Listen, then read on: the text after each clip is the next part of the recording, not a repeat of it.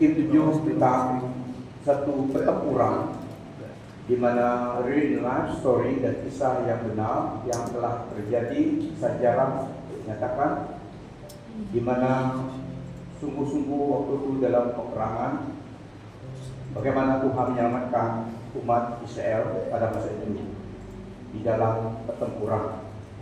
Dalam teks itu kita lihat 300 melawan 135.000 orang. Kalau kita lihat rational logical ya, memang yang banyak jumlah yang menang. Tapi hidup kita bergantung kepada Tuhan. Ya, hidup dan mati bergantung kepada Tuhan. Tiada manusia yang berdaulat di dalam hidupnya dan tidak melupakan Tuhan. Tidak, hidup seseorang manusia ciptaan Allah tidak bergantung nafas hidup kita kepada Tuhan pencipta kita. Tidak ada yang independen sehingga Tuhan out of the picture, tidak. Pada suatu hari itulah yang berpikiran demikian surely bertemu dengan penciptanya. So sahabat satu kita tenang, sahabat satu kita ayat 1 sampai 25.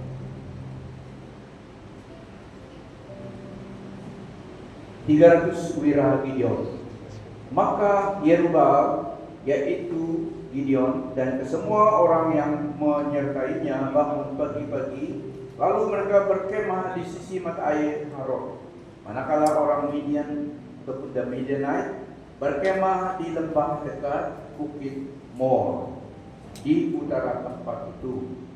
Berfirmanlah Tuhan kepada Gideon, terlalu ramai warga bersama-samamu daripada jumlah yang aku kehendaki untuk menyerahkan orang Midian ke dalam tangan mereka. Kelak orang Israel bukan memuliakan aku, tetapi memegah-megahkan diri mereka dan berkata, tanganku sendirilah yang menyelamatkan aku. Ayat 3, maka sekarang serukanlah begini kepada semua warga itu, siapakah yang takut dan gentar, biarlah mereka pulang dan tinggalkan pergunungan Gilead. Lalu pulanglah 22.000 orang dan tinggallah 10.000 orang. Tuhan berfirman lagi kepada Gideon, masih terlalu ramai orang, suruhlah mereka turun ke air dan aku akan menguji mereka untukmu di sana. Jika aku berfirman kepadamu, orang ini akan pergi bersama-samamu, maka dialah yang akan pergi bersama-samamu. Tetapi jika aku berfirman kepadamu, orang ini tidak akan pergi bersama-samamu, maka dia tidak akan pergi.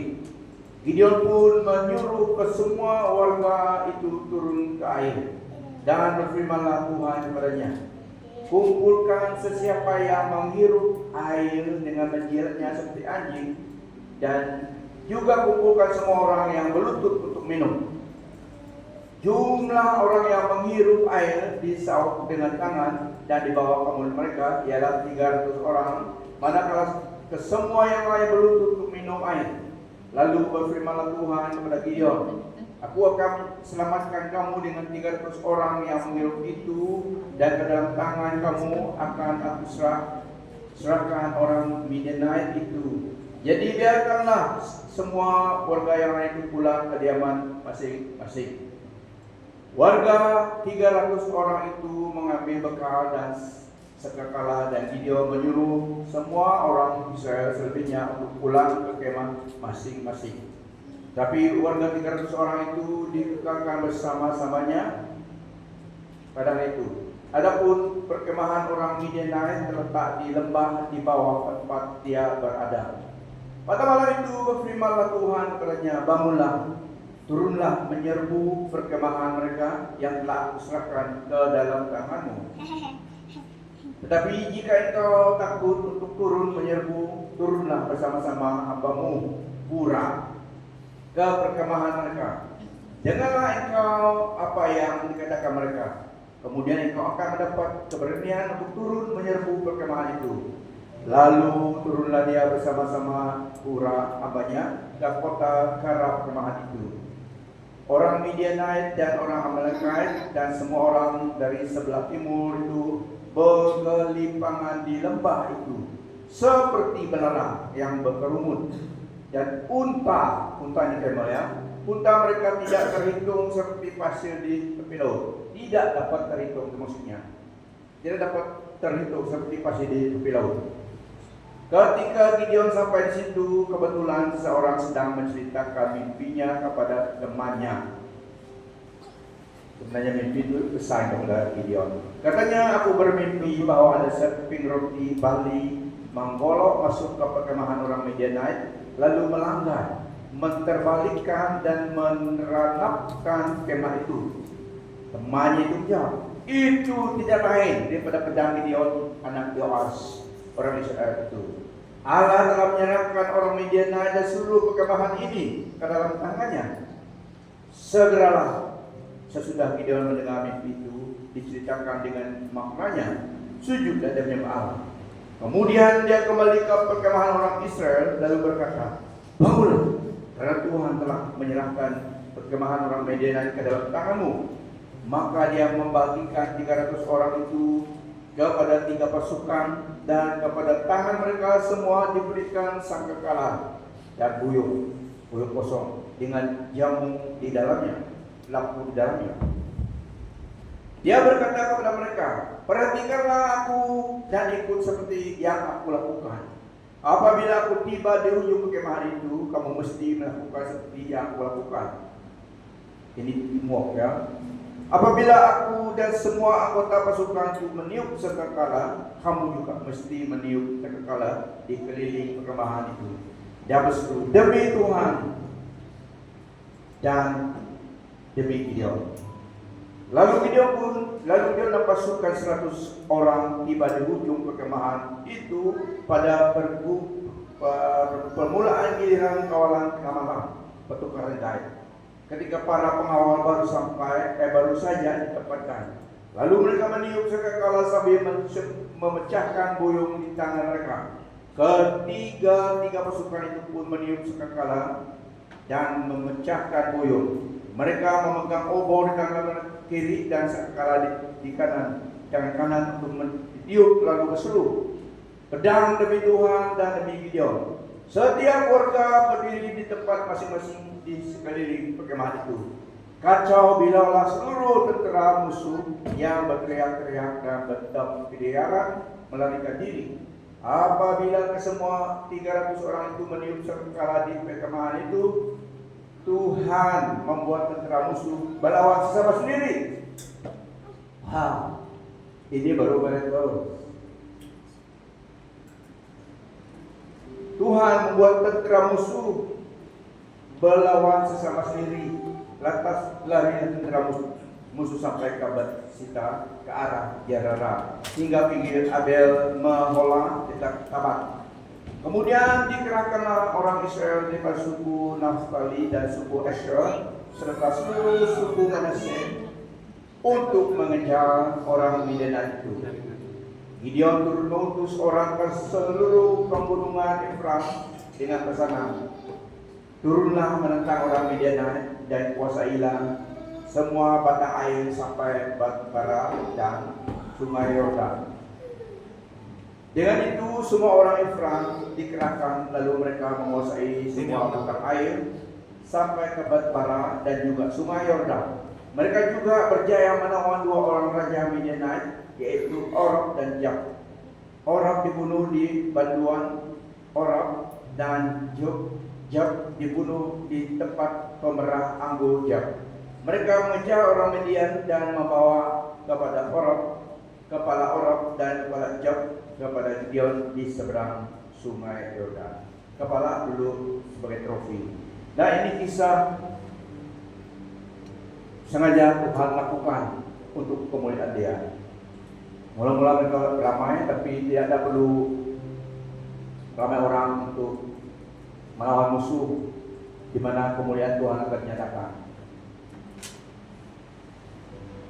Orang Midianite dan Amalekite dan the Eastern people seperti locust, seperti apa tadi?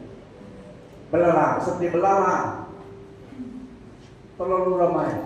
Dan kemau mereka pun tidak dapat dihitung seperti tahu pasir di laut, kata firman Tuhan dalam ayat 12. So terlalu ramai orang Midianite dan orang Amalekite dan semua orang di sebelah timur itu berkelimpangan di lembah itu seperti belalang yang berkerumun, dan muka mereka tidak dapat dihitung karena seperti pasir di laut. Nah, kita fokus kepada ayat 5-7 di mana pertempuran itu dijadikan. Gideon menyuruh ke semua warga yang lain pulang, yang takut pulanglah ke rumahmu. Banyak yang pulang daripada yang tinggal. 10.000 masih banyak. Dan disuruh lagi mereka turun ke sungai. Kumpulkan siapa yang menghirup air dengan menjilat janji, yaitu mereka pakai tangan, pakai tangan minum, bukan pakai lidah. Itu bahasanya begitu, seperti anjing tidak. Yang menggunakan tangan sambil dari lihat dan minum. Yang lain itu terus fokus minum sampai kenyang, tidak bisa apa yang berlaku. Jadi mereka itu pun suruh pulang. Self-centered, terlalu memikirkan, tidak rohani, tidak sebenarnya. Ini tentera, bukan salah-salah orang. Kalau tentera begitu, bawa pun memang mati mereka. Bawa pun garanti tidak dapat, karena tinggal diri sendiri saja, minum sampai kenyang, tidak tahu, tidak terjaga.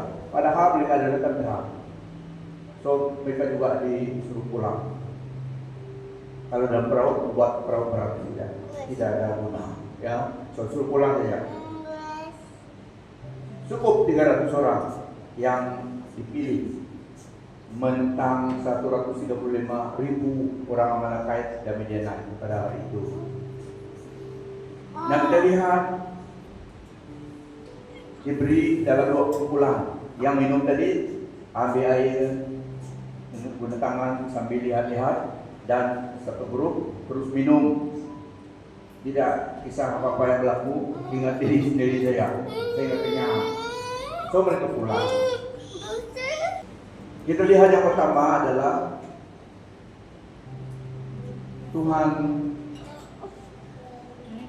tidak seperti manusia.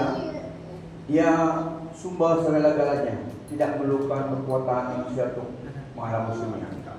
So itulah dia pilih 300 saja melawan 135.000 supaya nanti karena garanti menang dan kemuliaan diberikan kepada Tuhan, kepada Allah Israel. Kalau ramai nanti mereka yang boasting karena kekuatan mereka menang. So Tuhan sengaja lakukan demikian untuk memuliakan Dia. So 300 orang saja. Dan pada itu adalah testing tentera yang mana yang siap untuk siap, yang dapat dipakai Tuhan, yang dapat dipercaya dengan tugas yang berat, ya tugas yang memerlu keinginan hati, yang memerlu kesungguhan. Jadi Tuhan memilih orang yang sungguh-sungguh kepada-Nya, yang dengan hati bertuhan.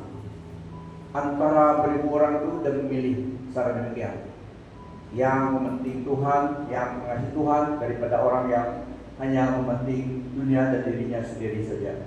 So diberilah disting mereka karena dia tentera.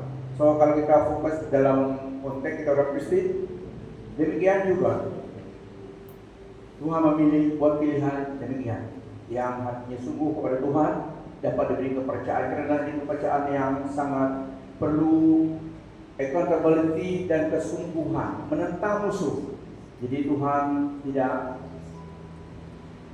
randomly suruh orang, tidak. Dia ada ujian. Siapa yang sungguh-sungguh siap dengan sungguh-sungguh kepada Tuhan for the cause of Christ, dia yang dipilih. Karena military elements dalam alam rohani juga, supaya orang Kristen, ada yang Kristen yang mau senang-senang dunia saja tapi nama Kristen, ada juga Kristen yang sungguh-sungguh mengasihi Tuhan dan melakukan kehendak Tuhan. So ini gambarannya kalau kita reflect kepada konteks kita. Dan masa itu sungguh-sungguh masa peperangan. Dalam masa kita juga sungguh-sungguh dalam peperangan roh ini. So Tuhan memilih hati yang sungguh-sungguh kepada Dia antara ramai orang, dan hati yang sungguh-sungguh kepada Dia, yang mengutamakan kehendak Tuhan daripada kehendaknya sendiri. So dia pilih yang minum air itu saja.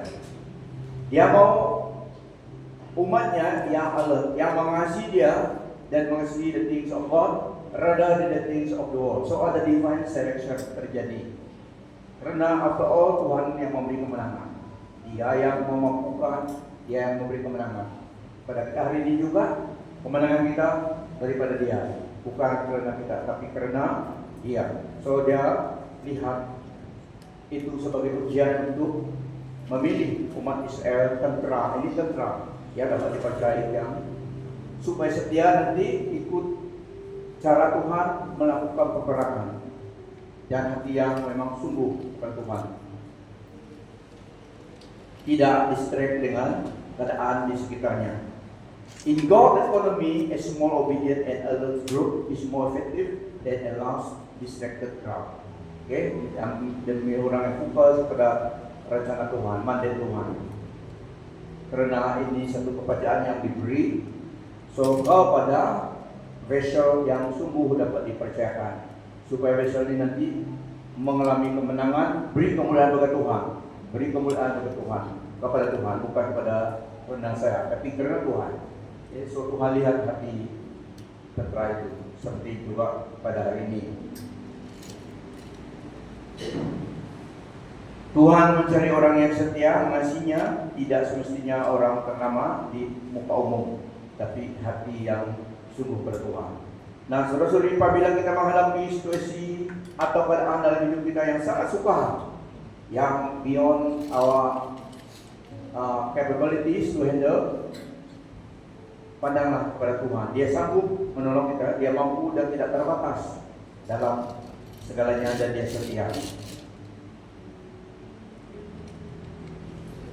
Kemenangan di pihak kita sebab Kristus telah menang.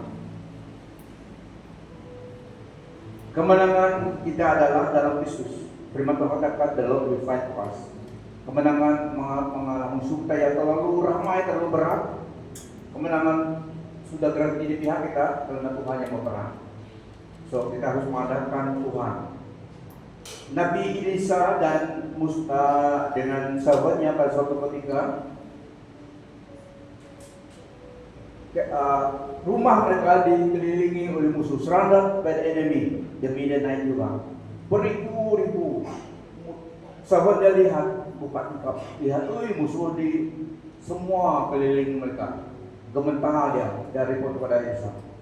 Macam mana ni mampus kita, habis dah kita saja. Musuh semua keliling kita. Itu dia lihat daripada kasar, itu real. Musuh memang real. Dia lihat mereka tentera musuh sudah mengelilingi rumah mereka dua. Karena Elisa selalu beri nubuatan yang buat hati raja marah.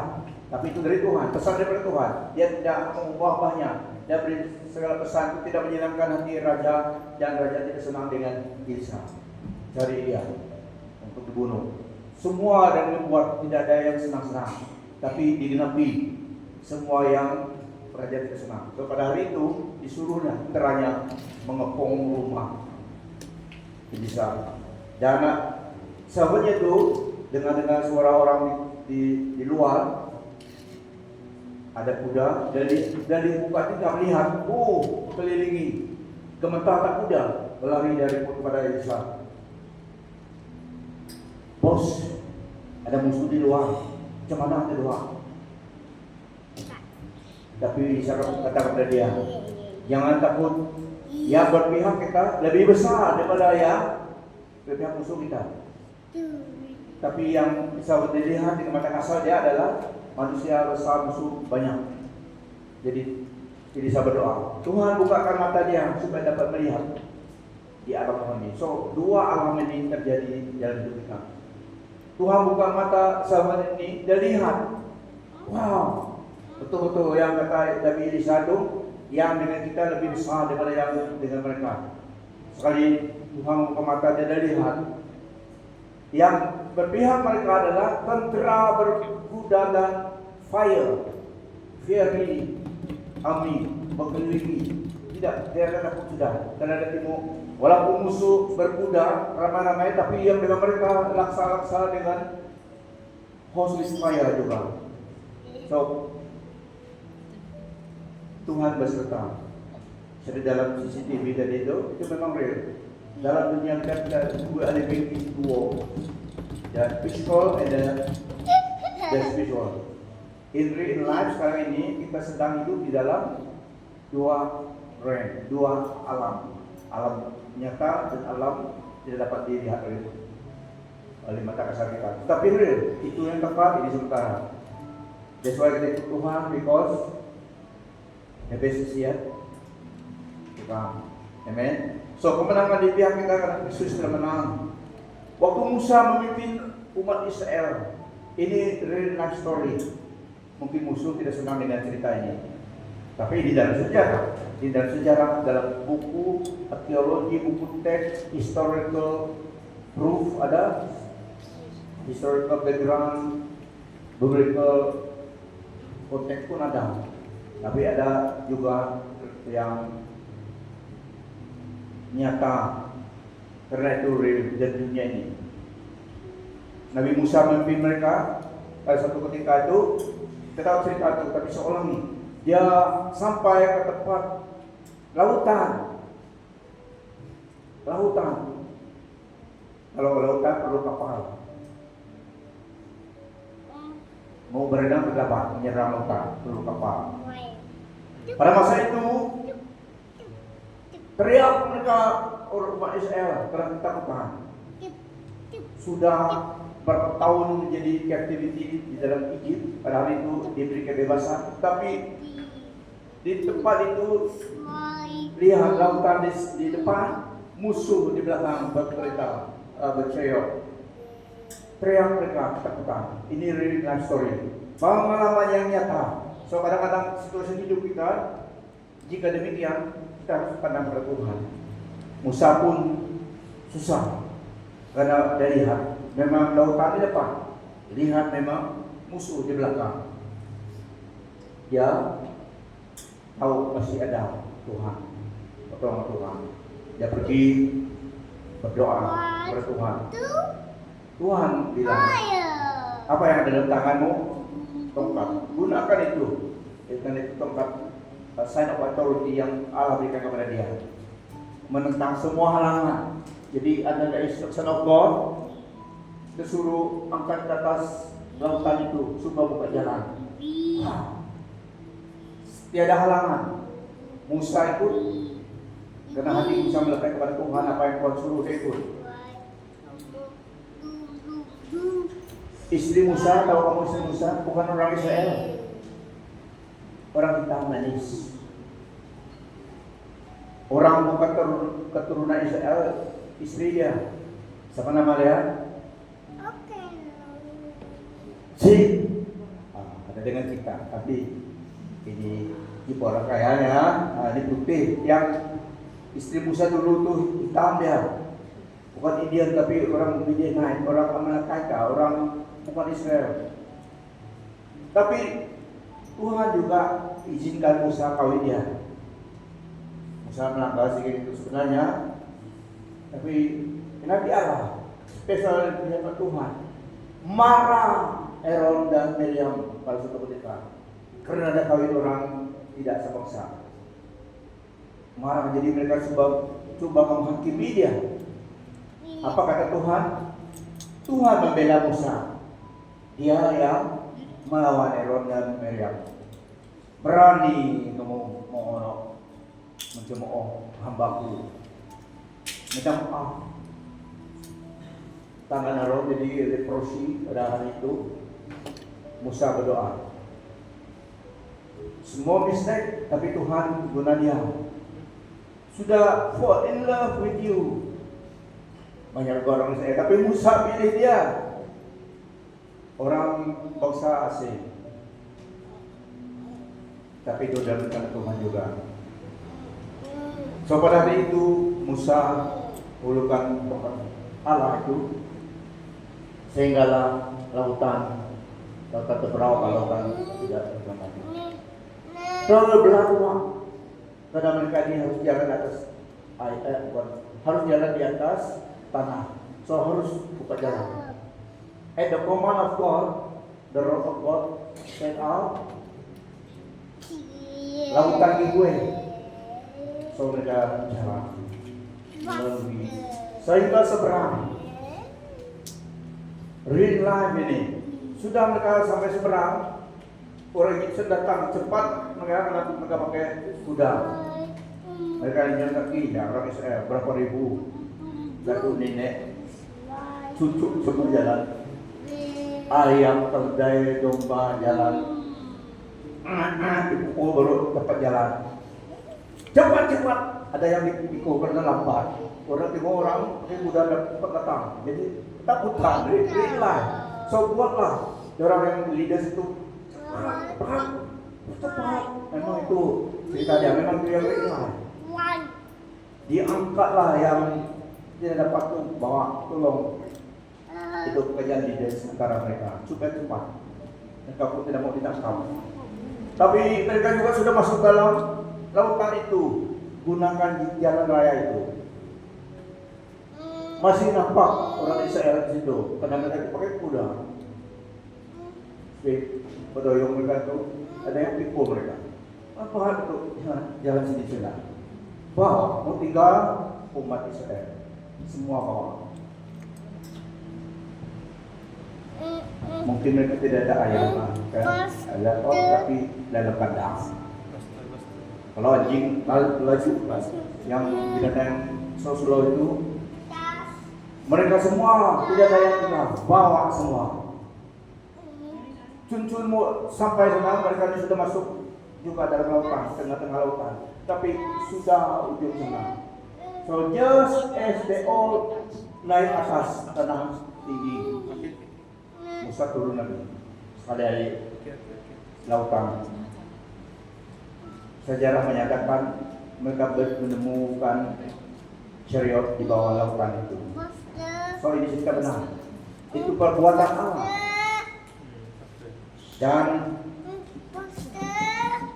semua Egyptian tentara terhadap itu kuda mereka semua tenggelam.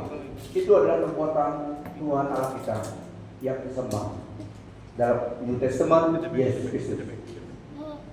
Dan begitu juga kita ingat, kita reflect, kita go through kisah yang benar ini, di mana Tuhan menolong umatnya supaya mereka teguh.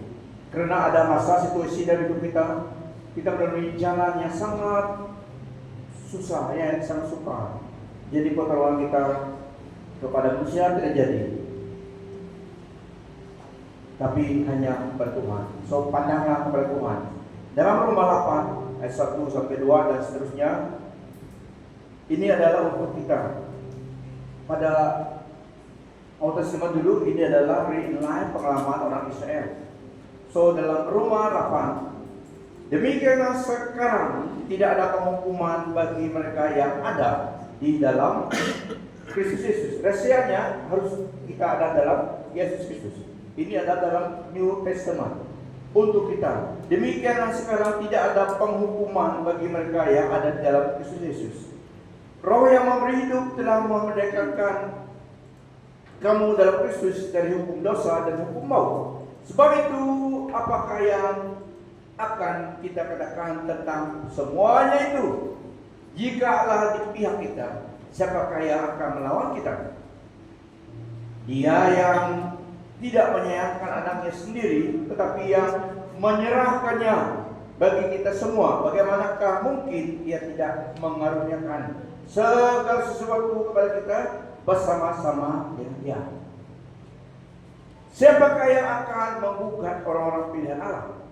Allah yang membenarkan mereka, siapakah yang akan menghukum mereka? Kristus Yesus yang telah mati, bahkan lebih lagi yang telah bangkit, yang juga duduk di sebelah kanan Allah, yang malah menjadi pembela bagi kita. Nah, Tuhan Yesus adalah kebenaran kita, pembela kita. Di dalam Dia kita benar dapat Tuhan. Di dalam Dia kita acceptable for God. Walaupun kita masih dalam tubuh ini, walaupun kita masih still make mistake, tetapi dalam Yesus yang mengampuni semuanya. Yesterday, today, and forever. Dia membela kita. Dia adalah kebenaran, kekudusan kita. Allah melihat Dia, bukan melihat kita. Dia yang menanggung semuanya. Sebab aku yakin bahwa baik maut maupun hidup, baik malaikat-malaikat maupun pemerintah-pemerintah, baik yang ada sekarang maupun yang akan datang, atau kuasa-kuasa baik yang di atas maupun yang di bawah, ataupun sesuatu makhluk lain, tidak akan dapat memisahkan kita dari kasih Allah yang ada di dalam Yesus Kristus. Nah, kasih Allah kepada umat Israel masa itu, perjanjiannya dengan Abraham, Ishak, dan Yakub, dia setia, dia yang melakukannya, karena dia yang memilih umat itu, umat yang memang Tuhan katakan stiff-necked people, umat yang degil, tapi Allah telah memilih mereka. So dia menggunakan mereka supaya display the splendor of His holiness and awesome power. Dan pada kita, Tuhan Yesus datang di dalam Dia, Allah display kemuliaannya melalui kita, tubuh Kristus di dunia ini. Tidak ada apa yang memisahkan kita daripada kasih Allah yang dinyatakan dalam Yesus. It is done. Dia telah melakukannya. Dia yang melakukannya. So dia setia kepada apa yang dia lakukan. Ya, yang penting kita tinggal di dalam Yesus Kristus. Nah, saudara-saudari, sesuatu persoalan, sesuatu halangan, sesuatu sebaran, sesuatu halangan, Tuhan Allah kita membuatnya menjadi kemenangan untuk kita dan bagi kemuliaannya. Dia sungguh penolong kita. Memang dalam hidup kita di dunia ini, as long as we carry along in life, if Jesus is coming, kita dalam perjalanan dunia ini memang ada masanya kita menghadapi halangan percobaan dalam hidup kita. Banyak jenis yang kita katakan itu halangan ataupun sesuatu cabaran, tapi sumber pertolongan kita senantiasa available. Amen. Namanya Yesus Kristus. Roh Kudus diberikan kepada kita menjadi teman kita, menjadi mendiami kita. Dia mendiami kita. Rohnya sendiri. Firman-Nya diberikan, namanya diberikan untuk kita. Serukan nama Yesus, pertolongan datang. Dan baik maut, baik masa lalu, masa depan, kata firman Tuhan, tidak ada yang dapat memisahkan kita daripada kasih Allah yang telah dinyatakan dalam Yesus Kristus. So, di dunia ini Dia memperhatikan hidup kita sampai di akhirat, sampai Maranatha, sampai diangkat oleh Tuhan. Kasih Allah itu kekal kepada kita karena Yesus telah melakukannya. Tidak ada buat halfway, Dia go through semuanya. It is done. It is finished. Semua sama juga it is done, ya. It is done. It is finished. Sudah selesai. Tidak ada yang alang-alang. Ini kebenaran firman Tuhan. Jadi we stick to the Bible. Stick to the scripture. Apa yang firman Tuhan katakan, it is for us, for our salvation. It is His will. Itu kebenaran yang nyatakan. Stay in Christ. Stay in Christ. Stay in Christ. Stay. Amen. Itu rahasia kemenangan untuk kita. Teologi yang benar, Alkitab ya, Bible. Banyak yang di sekitar kita boleh menyesatkan, tapi kalau kita stick to the Bible, kita tidak sesat. Karena firman Tuhan mendatangkan, menolong, memberikan kebebasan kuasa.